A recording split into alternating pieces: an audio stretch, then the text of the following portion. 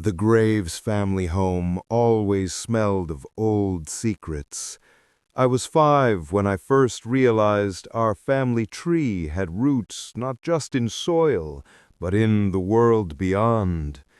Toys in my room came alive when I was alone. Dolls turned their heads, toy cars rolled across the floor without reason, and soft whistling came from under my bed. My parents called it an overactive imagination, but I saw what others couldn't. A translucent girl with braids often sat in the corner of my room, crying soundless tears while writing vanishing letters on the wall. At night, shadows on the walls whispered family secrets that the living weren't meant to know. I didn't understand then that this wasn't a game, but an inheritance, a curse passed down from father to son for generations. The name Graves wasn't coincidence, but prophecy. When one rainy evening, as I traced patterns on the fogged window, a woman materialized in the reflection. Her Victorian dress seemed woven from moonlight itself, and her eyes held centuries of sorrow.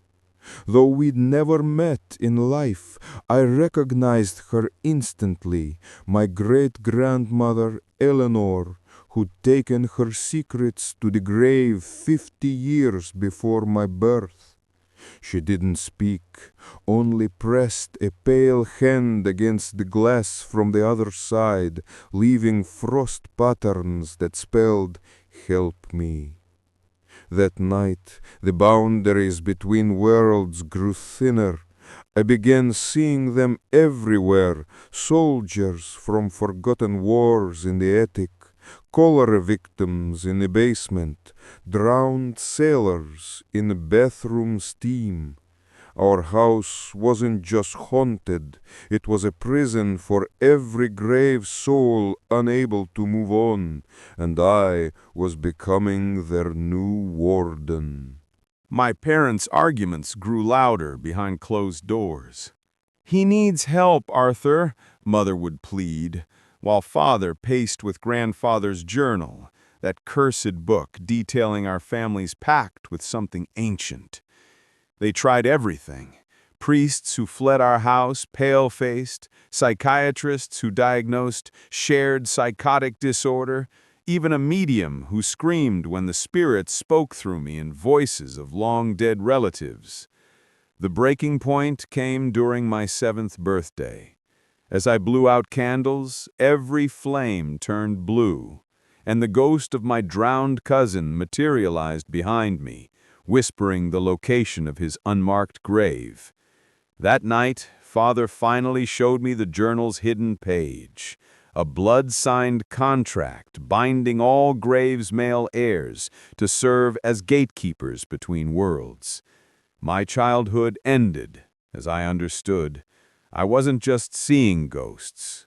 I was responsible for them. My prison reflected a distorted world, familiar yet alien. The Luca doppelganger seamlessly infiltrated my life, while I remained trapped behind the glass, screaming into silence.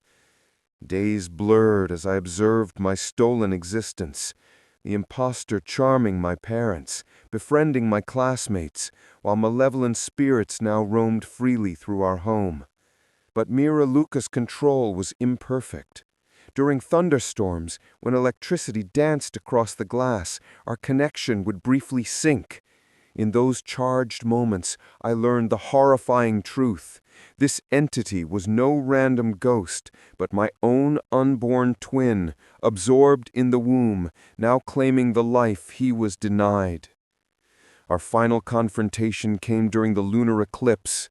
As the moon bled red, I focused all my energy, channeling every restless grave spirit through me. The mirror didn't just break, it exploded outward, glass shards becoming a whirlwind of spectral energy as our two souls violently merged back into one being. The mirror in our hallway became my obsession. its silvered glass a fragile barrier between realities. For weeks, I'd watch reflections shift independently, furniture rearranging itself in the mirror world, unfamiliar faces peering over my shoulder, spectral children playing behind my back. Then came the night the barrier broke. As I stared at my reflection, it slowly morphed into a distorted version of myself. Eyes blackened, skin cracking like porcelain, smiling with razor teeth.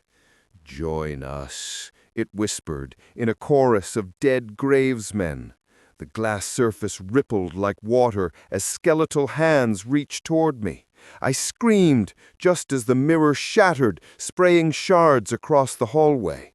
But the worst wasn't the broken glass. It was realizing the thing that stepped through now wore my face, while I remained trapped in the reflection, pounding silently against an impenetrable silver wall.